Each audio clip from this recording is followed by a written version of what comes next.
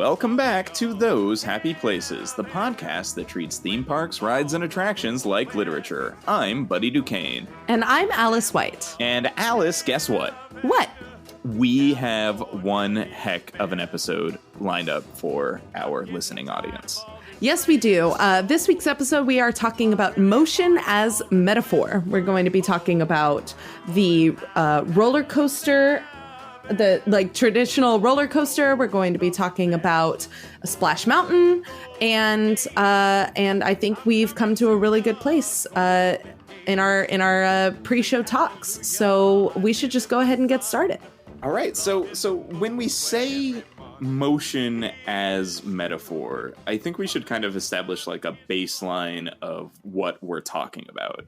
Because I think there's a big part of theme parks and rides and attractions that is about moving you and being moved by the attraction itself.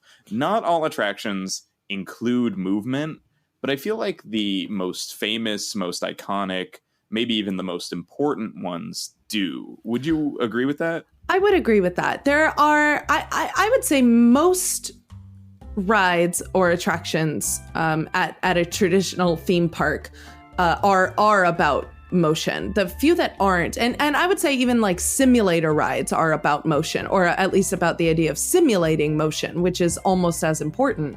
But the very few that don't are like shows or theater experiences or things like that, where you sit down and view and observe something, which is very cool and special and themed and important to the theme park experience, obviously. But I think that when people think of a theme park, or when they think of Disneyland, where they think of going to a theme park, they think about riding a ride, and that riding a ride involves motion and movement, and if it's a roller coaster, it's about adrenaline, and I think that's incredibly important.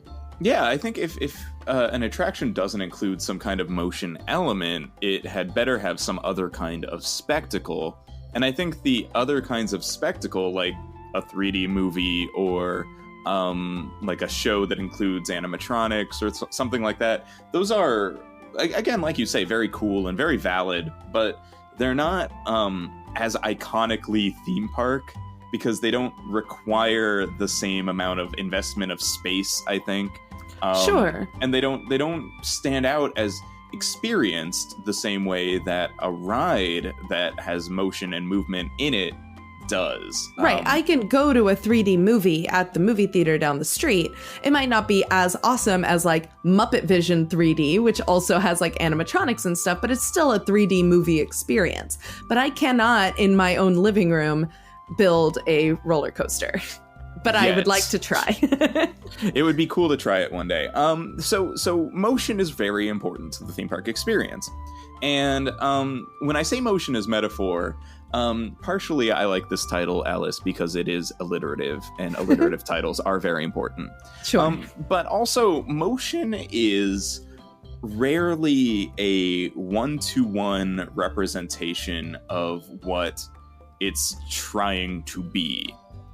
If that makes any sense. I think it does. So you're saying like when something is moving, when a ride is moving, it might take a shortcut, or to do like do a small movement to simulate maybe a very large movement. Yeah, so it doesn't have that one-to-one like experience of what it's saying you're experiencing. It's kind of a weird thing to say, but like when you're on the Matterhorn bobsleds, you are not actually hurtling down a mountain, right? It's a series of twists and turns and drops and things that simulate the moving down a mountain. Right, and it seems taller than it is, and it seems bigger maybe than it is. Yeah, that all comes down to the scale of the thing and the way that it's designed and the theming elements and the things that just kind of make you believe that more than maybe you should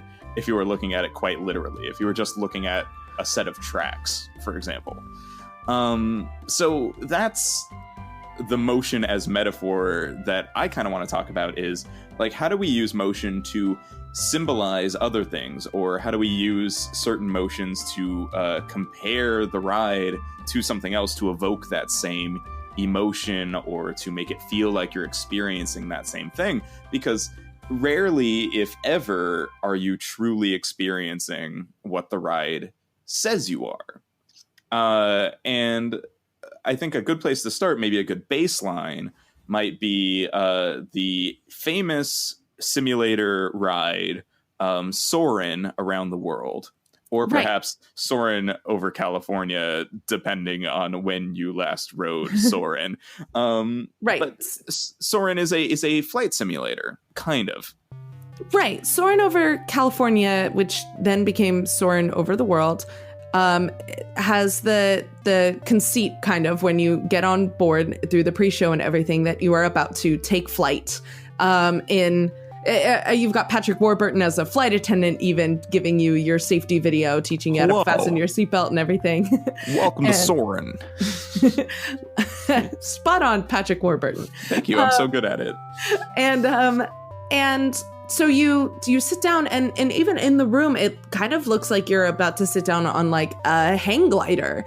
And then it pulls you up in front of the screen and shows you what it would look like if you were flying through the air over such iconic places as Matterhorn Mountain. They do that at the very beginning, Soaring Over the Worlds, Matterhorn Mountain, and then the Great Wall of China, or all of these places that you probably would never get to visit all of them in your life, but Soaring Over the World gives you that experience.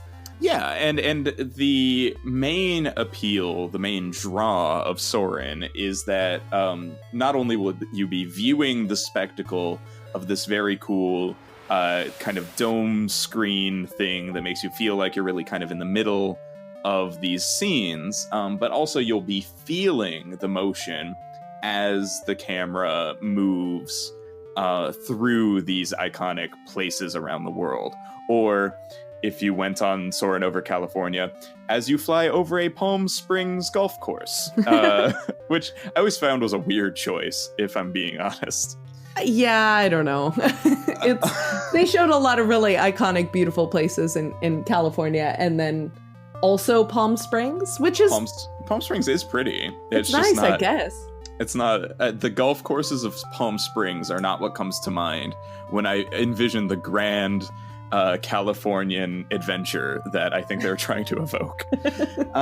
So, you know, that's the metaphor of the motion, though. It's flight as simulated through technology and through kind of micro movements almost of what the real movements would be. So we are connected to the experience through these descriptions of flight. Right. These motion descriptions. It's not claiming to be giving you an incredibly realistic flight experience, but it blows some air in your face and moves you around a little bit and gives you that like lifting feeling of flying while showing you something gorgeous to look at. So it's not trying to be extremely realistic. It's kind of being gestural towards the idea of flight. Yeah, and I think, Alice, you know, we didn't get there with our pre-show talk, but like describing something through motion and letting that be the metaphor, letting that being kind of the illustration of the thing that we're trying to evoke, really does liken these motion simulators, or even the larger rides where we actually move a whole lot, to language. Like, we're using the language of motion to communicate something in the theme park ride. Yeah. And it's not always just about trying to show you a feeling. Sometimes it's about like trying to put you in the mind space of a character. And Alice, I think you brought us a really cool example of that from Six Flags Magic Mountain. Right. We're going to talk about Six Flags Magic Mountain for a second, because we don't get to do that very much on this show. Six Flags has kind of this maybe completely earned reputation of not having a story to tell with its rides. Right. The Six Flags as a conglomeration of all of the different Six Flags parks around the country tend to kind of just be roller coaster parks. This is a collection of roller coasters in a park. They're thrill parks. They are more than anything not themed, but designed for thrills. Right. And that is awesome. I love roller coasters. The bigger, the better. I love a good coaster. We don't get to talk about them very much because they don't have stories to tell, except that sometimes, if you think about it, and we mentioned this in, I think, the episode on tension, a roller coaster has the actual story structure built right into it. That traditional image that you see of a story with your introduction and your rising action and your climax and your falling action looks like a roller coaster. And so I could literally say, if I wanted to, that every coaster has a narrative of in ramping up tension, of reaching a climax, of giving you your denouement and putting you back home where you belong. That could be that could be the story. Right back home at the loading station. At the loading station, being changed and different by your experience. That could be a hero's journey if you wanted it to be. Having gained new powers through being on a roller coaster. Sure. And that yeah, we're laughing, it sounds silly, but that it's not a out there thing to present about roller coasters. It's very real. That's why the story map looks the way it does. And I mean, that's probably not why roller coasters are designed the way they are, but it sure does match up. It matches up, and it matches up to the idea we have in our head of what an adventure feels like. I mean, that might not be why they designed coasters, but it does tap into that kind of like primal story-driven part of our brains. Sure. And there were two coasters at Six Flags Magic Mountains in Valencia, California, that I wanted to talk about as far as like the motion as a metaphor. And I wanted to start with the coaster Tatsu. Now, Tatsu, I'm starting with it because I'm going to connect it kind of to Soarin' over the world. Tatsu is maybe my favorite roller coaster on the planet. It is a lay flat coaster. When you get into the car, you lay down flat on your stomach with your hands in front of you and your feet behind you, looking straight down at the ground. And that's how you ride that roller coaster. Oh my gosh. It is fabulous. It is so much fun.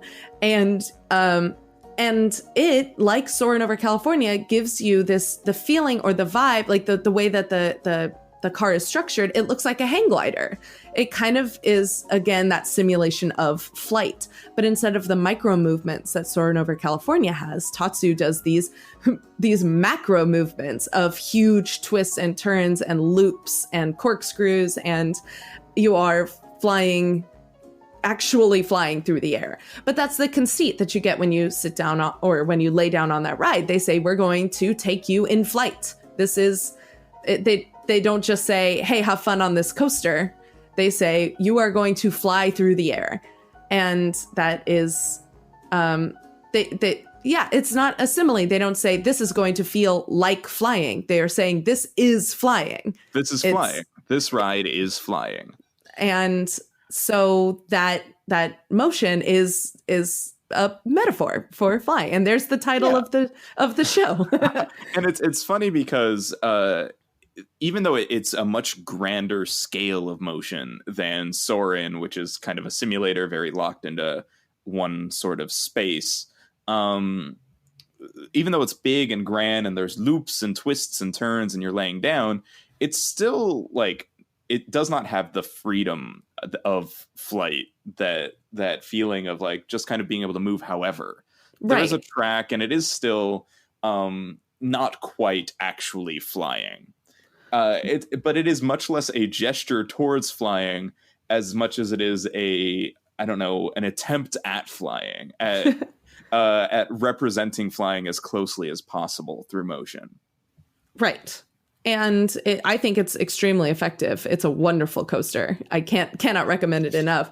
Because you feel, like you're soaring through the air. But like you said, you're not actually flying. But we all want to. Like that's another thing that it's tapping into, that part of the brain that wants to have these powers, or the power of flight is something that we as humans have dreamed about and attempted since always.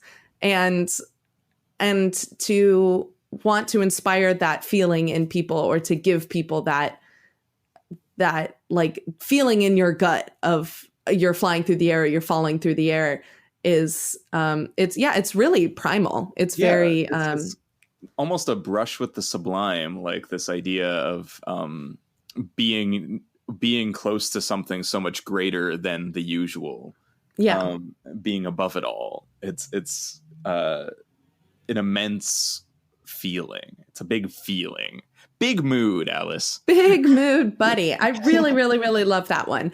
And I want to talk about another coaster in Six Flags Magic Mountain, but kind of a little opposite.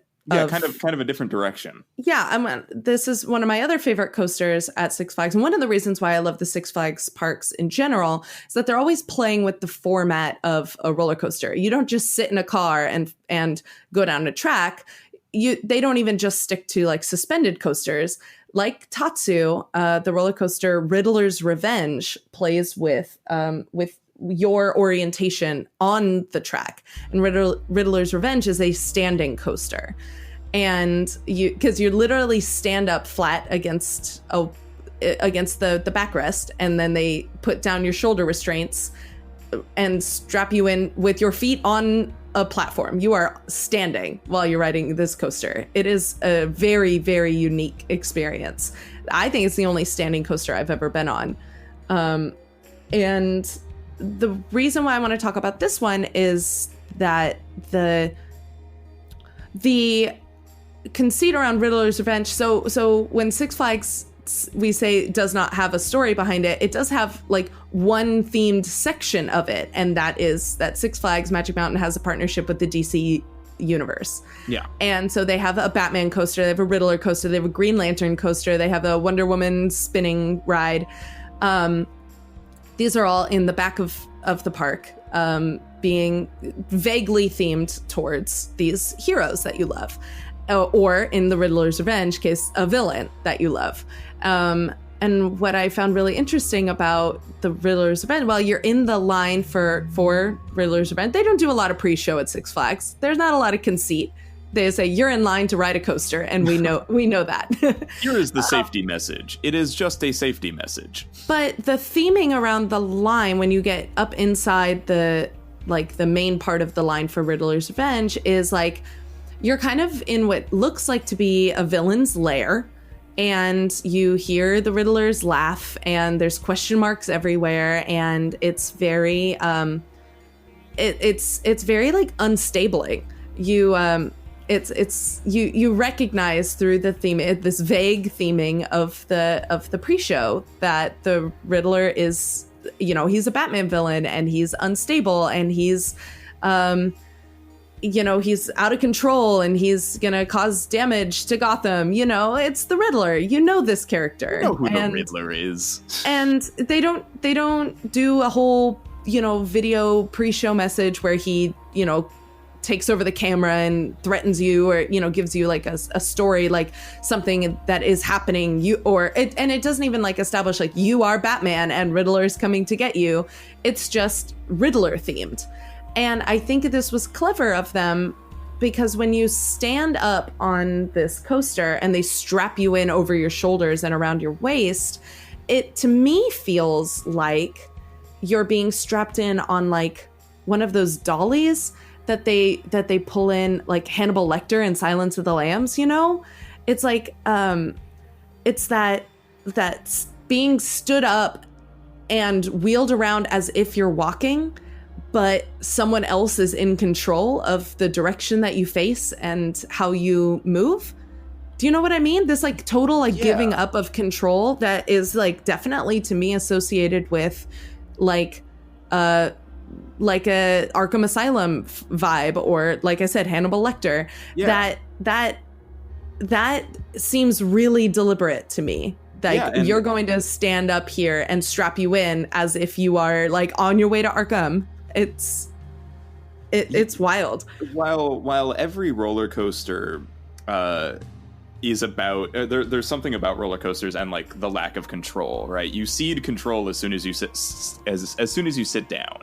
Right. It's you have no control over how roller coasters go, their speed, their turns, their drops. It is a preset track. It will always be the same. However, by leaving you standing up, I feel like that forces you to confront that you are not in control, despite being in the position, the standing position, where you are usually most in control. Like when you're standing up, you have the most freedom of movement. You could walk anywhere at any point. However, here you are standing and have nothing. And that really does kind of put you in the headspace of the Riddler, and perhaps him taking over, or him in his psychosis feeling taken over. Right. And so they could have themed this coaster because, like I said, there's no actual story to it. They could have said, this is a Superman ride. They could have themed it to like any other. I mean, they already have Superman the ride, which is very good. But they could have themed it to any old DC hero. But they definitely deliberately chose a villain because of this. I think it has to be deliberate because of the like how specific the motion of this ride is. It's got a lot of careening corkscrews, and it's very I think they took the metaphor of the mind of a Batman villain and personified it as a coaster. And I think that's cool. You know what? Talking about this reminded me of years ago when you and I went to Islands of Adventure at Universal Studios in Orlando, and we rode the Hulk. Yeah. And actually, just this week, I was seeing a little bit of criticism of the Hulk online, because that ride is a bit dated. It has a very 90s aesthetic in the queue, and it shows like clips of the 90s Hulk cartoon, which I don't think many people even remember happening, because it wasn't I definitely didn't watch it. And yet, that's another ride that uses themed motion to put you in the headspace of a character, because it has that very dramatic upward launch, and the tension that builds as you look at that launch, and then you hear the Hulk's like guttural scream, his kind of Hulk yell. And you like Hulk out with the Hulk, and you blast off, and you take your like angry, right? Like, you take your angry spin around the tracks. So roller coasters can do this. They can use motion to put you in the mindset of a character, or to make you feel what a character might be feeling. And I think especially with superpowered individuals or superheroes, supervillains, that's pretty easy actually. And more roller coasters should be trying to do this. I think I just popped back over to Superman really fast, since I kind of forgot about that ride, even though it's another favorite of mine. It's way at the very, very top of Magic Mountain itself. It's the tallest point in the park. And the Superman the ride is a launch, and you go up like you're blasting off into the sky. It's very much like if Superman were to take off in flight.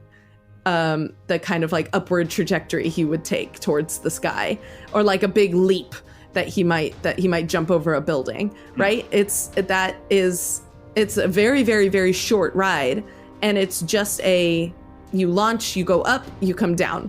It's very it's not like a complicated coaster, but it does have that Superman heroic vibe of like shooting off into the stratosphere kind of thing, and kind of trying to reach the heights that Superman does. Exactly. It's very cool. It's a very fun coaster. It's a great park. There's some really good coasters there, but it's not narratively varied. It's a lot of just, hey, go ride Viper. It's got 7 loops. It does have 7 whole loops, you guys. It's got 7 entire inversions, and it's very good. I think what draws a lot of people to theme parks is explicit narrative, like knowing that you're going to be told a very cool story that you get to be in the middle of. And I think that's why sometimes Six Flags feels like it's not treated with the same reverence. The same with Knott's. It doesn't really have the story elements that a lot of parks fans want to see. But I think we kind of got to look hard and ask ourselves, like, what story is being told? And can we find a story here, even though it's not really being told to us outright? Like, what are the metaphors that we can track here? So Exactly. I'm really excited about this this new idea that motion in roller coasters communicates something about the characters on which they are based. This is a really cool idea. I want to keep exploring. Alice, now let's take it back. I want to talk about maybe one of the most iconic rides at Disneyland. One with a very spelled out narrative, a story that tells itself through music and animatronics, but also a story that uses motion quite explicitly to put the audience in the shoes of the main character. And I think you know what I'm going to say. I think we are talking about Splash Mountain. Now, Splash Mountain, Alice, is a favorite of mine. Is it a favorite of yours? It has been a favorite of mine. I go back and forth on whether or not I like it. I like a drop. Like I said, I'm kind of an adrenaline junkie. I do love a good thrilling drop. And log rides are always entertaining, but I do go back and forth on whether or not I love this ride.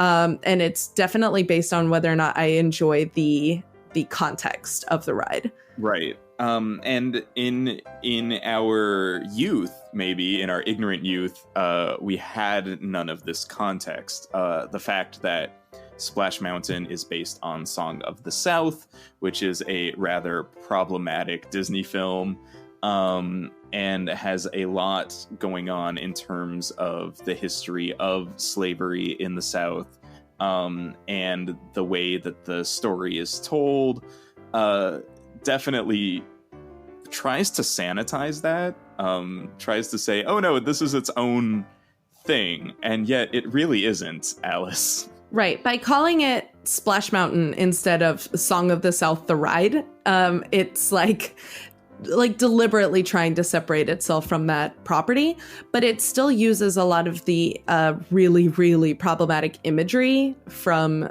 and the like stereotypes and the accents and everything that made the original film so difficult and so controversial.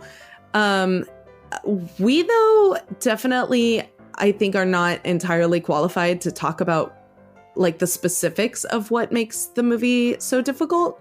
I know that I don't know enough about the social context of neither the time it was made nor the time that it's set to talk about like. I know that it's problematic, and I've seen like posts and blogs and stuff about why it is, but I don't feel like I'm the right person to teach that in this podcast. Yeah, sure. We might consider ourselves kind of on the at the very beginning of knowing why and how this ride could be so problematic, but we don't want to be the voices who communicate that. We'd like to, in the future, do a lot of research and call in an expert and really talk about this ride that way. So, with all of that said, Alice, I do want to talk about kind of the narrative of Splash Mountain and how it uses the motion of the log to show us the kind of emotional journey of Brer Rabbit, because I think it is rather ingenious. Right. So why don't you walk us through the narrative of Brer Rabbit? Tell us what journey does this little bunny go through over the course of over the course of the ride? So, really simple story, actually. It's kind of a story about home sweet home is the lesson today, is what Brer Rabbit sings out at the end. He's learning about staying home, being responsible, not going on crazy adventures, and the dangers that those things bring when he does do those things. So Brer Rabbit, he's bored at home. He decides he's going to go seeking adventure and excitement. And in doing so, he has to evade a clumsy bear and a not smart fox as they chase him around. And he eventually ends up in a place called the Laughing Place, which is a really fun, happy place to be, which, even spawned the line, everybody's got a laughing place, a happy place to go. Like, those happy places is kind of based on that iconic Splash Mountain line. Not to mention Walt Disney's opening day speech to all who come to this happy place, welcome, right? So yes. it kind of all builds on itself. But he ends up in this place where there are no cares and no worries, and everybody laughs all the time. But he falls into a beehive or something. He's stuck in a puddle of honey and he can't get out. And the fox uses that as an opportunity to catch him and tie him up. And he's going to eat him. So he's got this pot that's like boiling water, and he's going to throw the rabbit into the pot.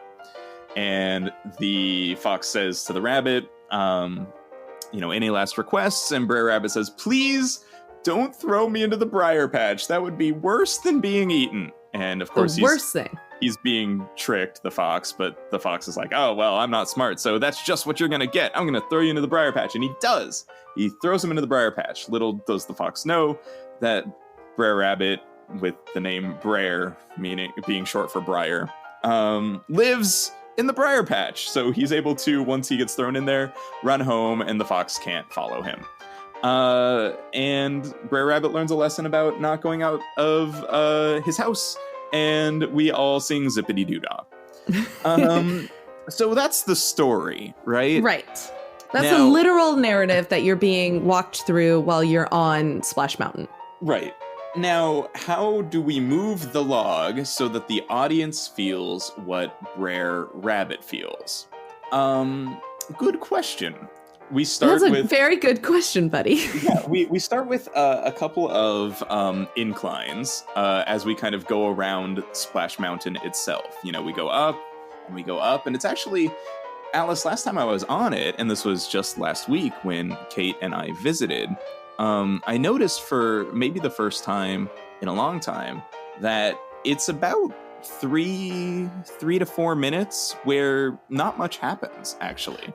Right, you're kind of just in the mountain itself. There's you can kind of hear the song Zippity-Doo-Dah play like around you, but not in any sort of volume. Yeah, it's and kind you of go and you just kind of go around and up. Yeah, you're brought up a couple of levels, and you're just like, I feel like maybe that is like you as the Brer Rabbit literally climbing out of the briar patch. You're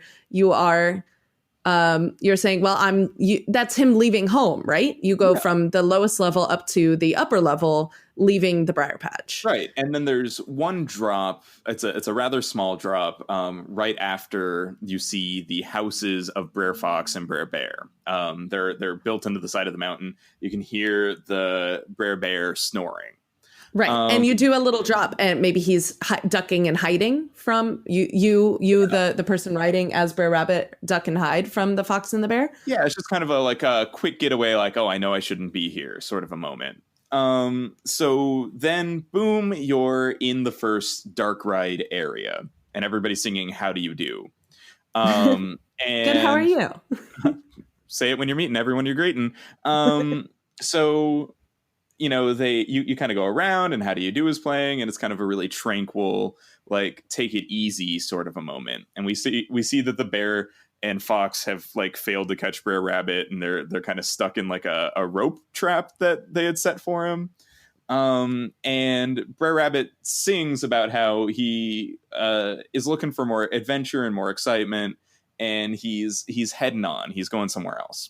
And then we see that the bear has gotten stuck in like a hole in the wall, and Brer Rabbit's laughing at him, and he makes an escape again into the laughing place. And there's this really great drop / rise, I guess. The log feels like it kind of goes on a roller coaster, like whoop-de-doo for a second. In fact, there is no water in that part. It's really interesting, Alice. It kind of drops and goes up and then splashes down into a flat trough of water there. And then you're in the laughing place, and that's usually where you first get wet. I know it's where I first got wet last time I was writing it. And I think that's like Brer Rabbit kind of being like shocked into this laughing place area. Like he runs and he runs and he runs, and then like, boom, wow, it's the laughing place. And like, psh, you get hit with some water. Like, oh, wake up, here you are. This is the new exciting place. What's happening? And so everybody sings about the laughing place, and then Brer Rabbit gets stuck. And then you go past the sad rabbit family.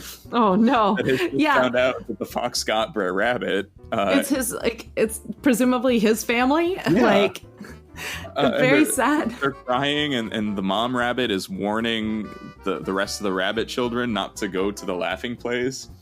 And then the log starts to go up, and two vultures are like, oh, the Brer Rabbit got caught, but like, what's going to happen to you? We'll show you the laughing place. And it's very scary. And then you see Brer Rabbit make his escape, the shadow of the fox looming over him as he says, don't throw me into the briar patch. Don't throw me into the briar patch. And then the fox says, that's just what you're going to get. And as he says that, you go over the hill.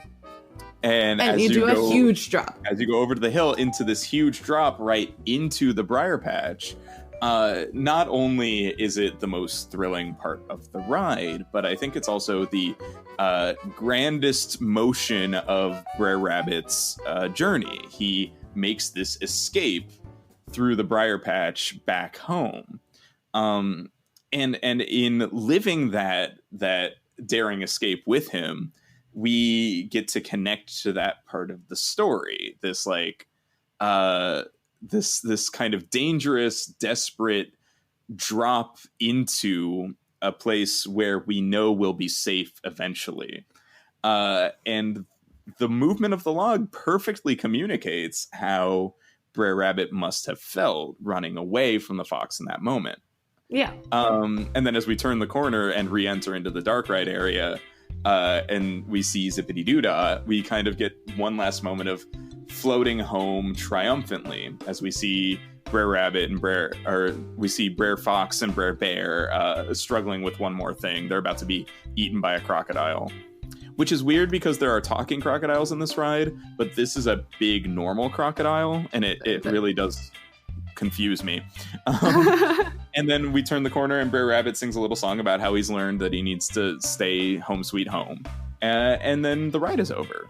Right. So there's a lot going on here with how the movement, how the big motions of the ride place us within the story. They're not literal.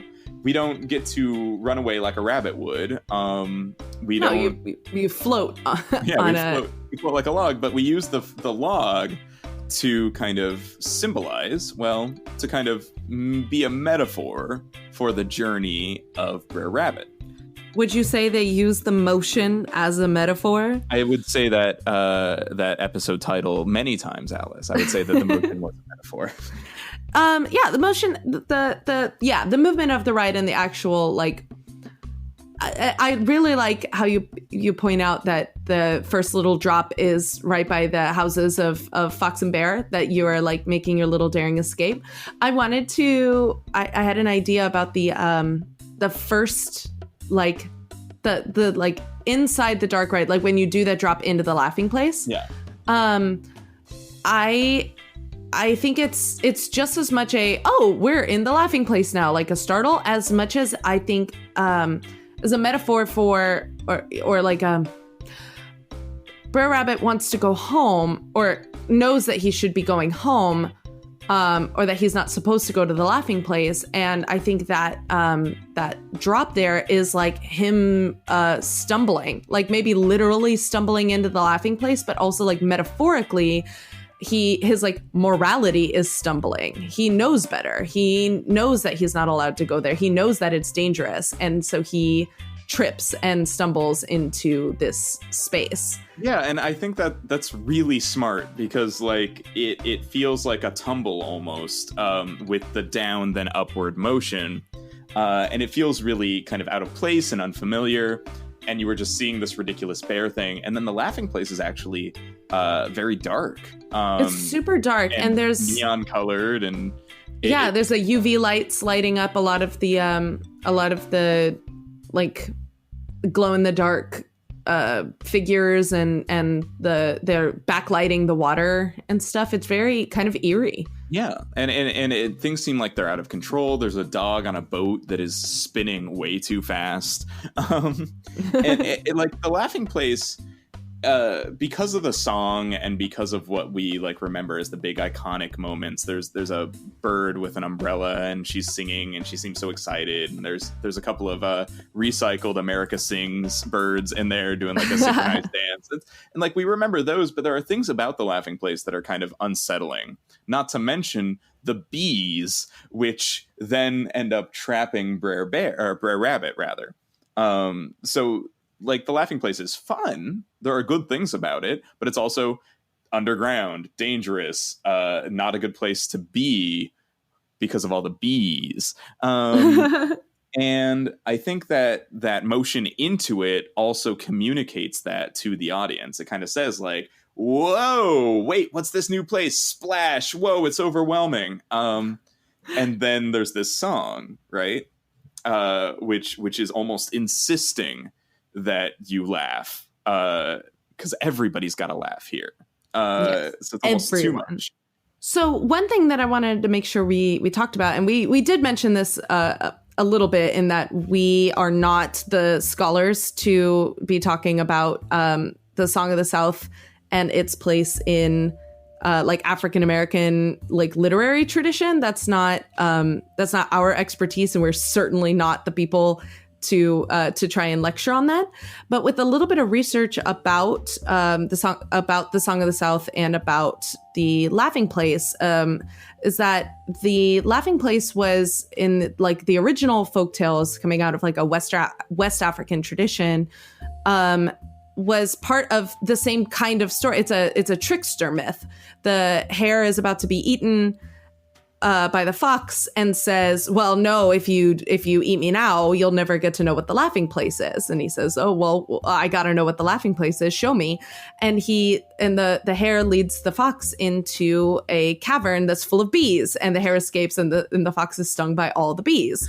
So it's like the ride and the movie add like one more step where like he gets trapped in the laughing place instead of trapping his captors in the laughing place. Right. Because there are so many versions of that trickster myth. And again, in Western African tradition, it was a spider usually, but sometimes the hare tricks somebody into doing something that they wanted to happen all along. And there's so many versions of that it seems like Splash Mountain and Song of the South kind of combined a couple, in that he does do the trick where he says, don't throw me in the briar patch. Is the reverse psychology. Don't throw me in the briar patch. Okay, I'm going to throw you into the briar patch.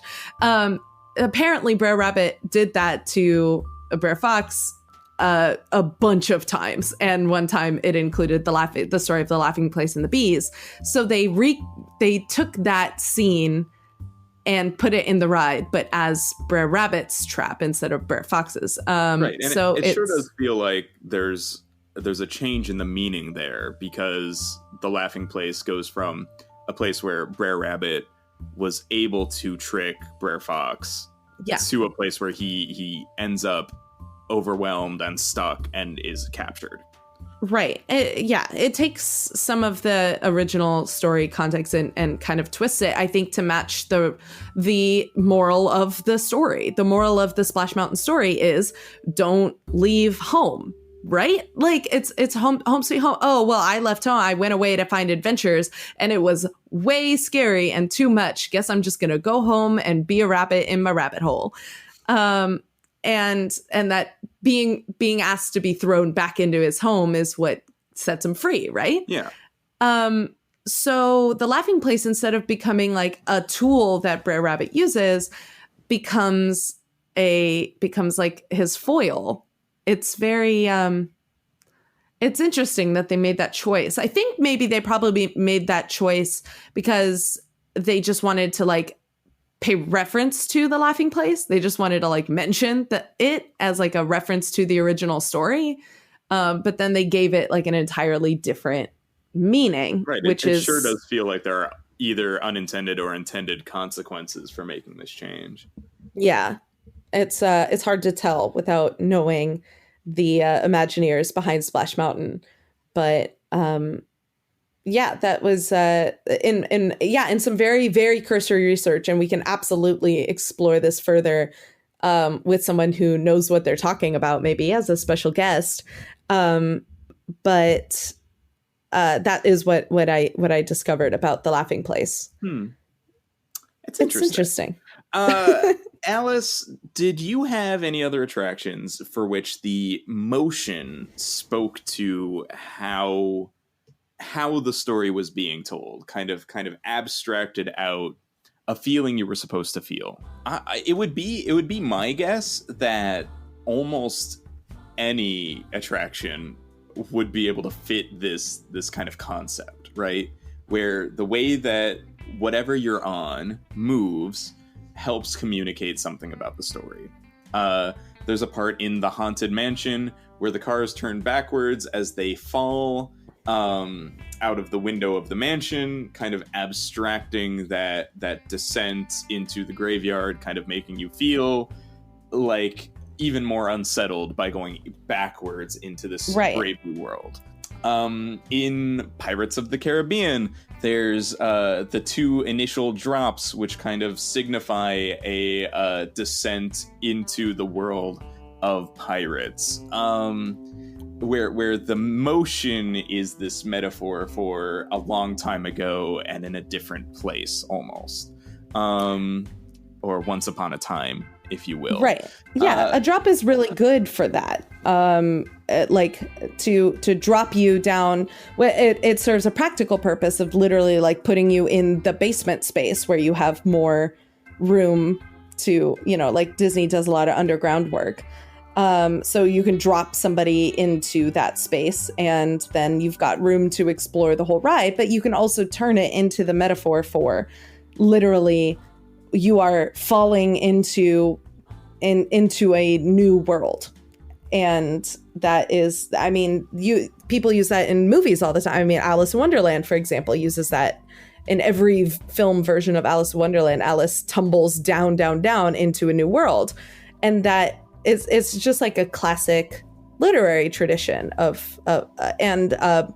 starting a ride with a drop or with an elevator descent, like with the Haunted Mansion, you can quite literally move someone into feeling like they're in a new place. Yeah, it's a literalization of the literary crossing of the threshold. And you cross into the threshold sometimes violently. In fact, many characters violently cross the threshold.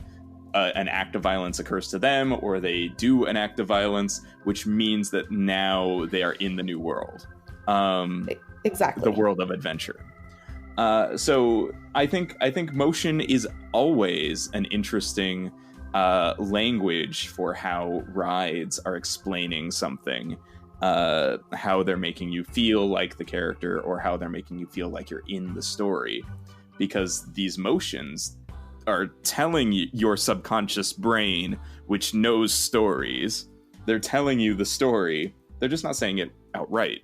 The Teacups ride, a very simple little spinny ride, but it's the Mad Tea Party, right? It's the motion of the spinning teacups is like the metaphor for the for the Wonderland vibe, the Mad Hatter and the madness of the Hatter and the March Hare, and how they view the world, and how Alice's tea party is out of control, and so you on the teacups get to spin out of control. It's honestly so good of a metaphor for how that scene feels. Yes. It's almost too good. It feels like an actual stroke of genius because it's a traditional theme park ride, and they've just said, like Alice and the Tea Party, and it just works so well. Yeah, I am again marveled at the genius of an Imagineer that could take, we already know how to create this kind of ride, but now how do we theme it? And it gets themed absolutely perfectly, kind of like Dumbo's Flying Circus, and this feeling of flight that you get, and the way that having control of that ride actually kind of matches Dumbo's journey of self-confidence and control, and how you experience that arc of being unsure, where do I want to put Dumbo in the air, and being able to realize that it doesn't matter, it's up to you. You could put Dumbo anywhere while you're riding this ride, and that mimicking the, oh my gosh, Alice, the theme, the motion mimicking the theme of the entire film. I mean, I think we started this conversation with like exactly 3 ideas in mind, but now we're at this point where we can apply it to any ride. And we can do it, or you, the listener, can do it. And talk to us about it on Twitter. Yeah, that's right. Alice, did you know that as of, about a week ago, Those Happy Places has its own official Twitter? It does. I made the Twitter account after being hounded by friends at PodCon last week, where it was, they seemed to find it important that Those Happy Places had its very own Twitter account. So, yes, you can find Those Happy Places on Twitter at Happy Places Pod. And you can find me on Twitter at Alice White, THP. And I'm at Buddy_Duquesne. Duquesne is spelled Duquesne, by the way, Alice. Yes, the French way. The French way. And reach out to us on Twitter. We love to continue the conversations from the episodes on the internet. I'm never not on Twitter. So if you listen to this episode and you had an idea about another ride that we may have missed, of course there are thousands of rides, and now we realize we can apply this idea to all rides. So we want to hear your ideas. Yeah, I think it's the mark of a good episode when a concept that we come up with, we talk through enough to the point where we realize that it's not just a concept that applies to a few rides. It's something that the designers of these rides must always be thinking about because it works so well. So bring that to us on Twitter. And if you find us on Twitter, you can find our Discord. Yes, our Discord server is where all of the very in-depth conversations happen. You can only type 200 some odd characters on Twitter, but on Discord, you can go to 2,000, and I have.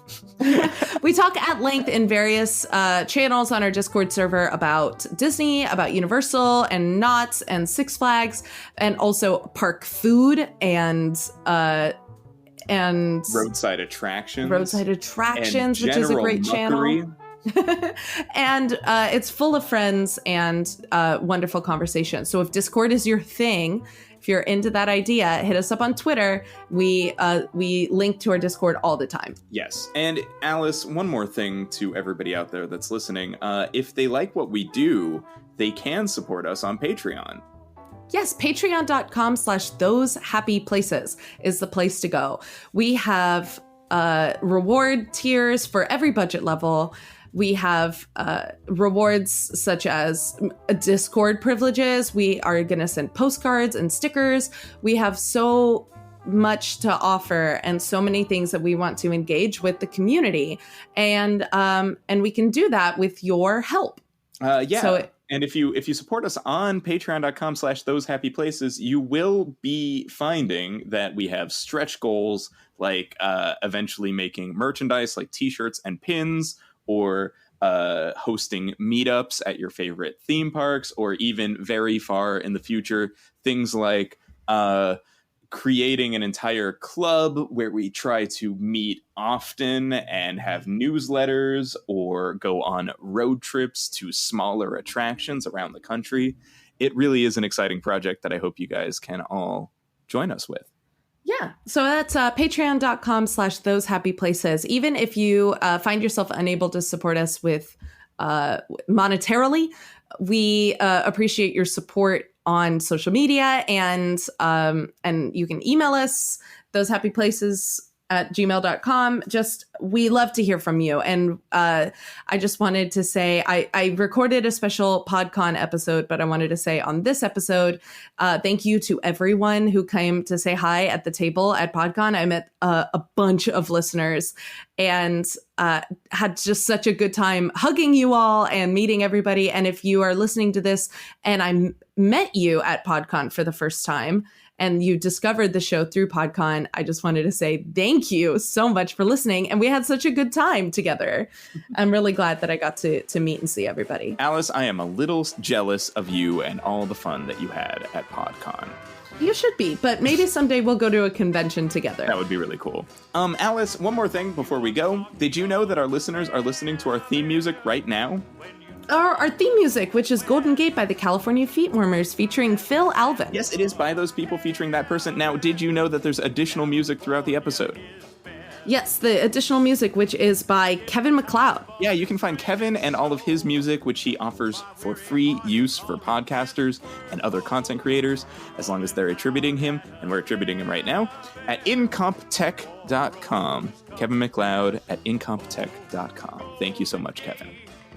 Yes, thank you, Kevin. Thank you, everyone, for listening. We appreciate and love you. Thank you again, and we hope you return to those happy places.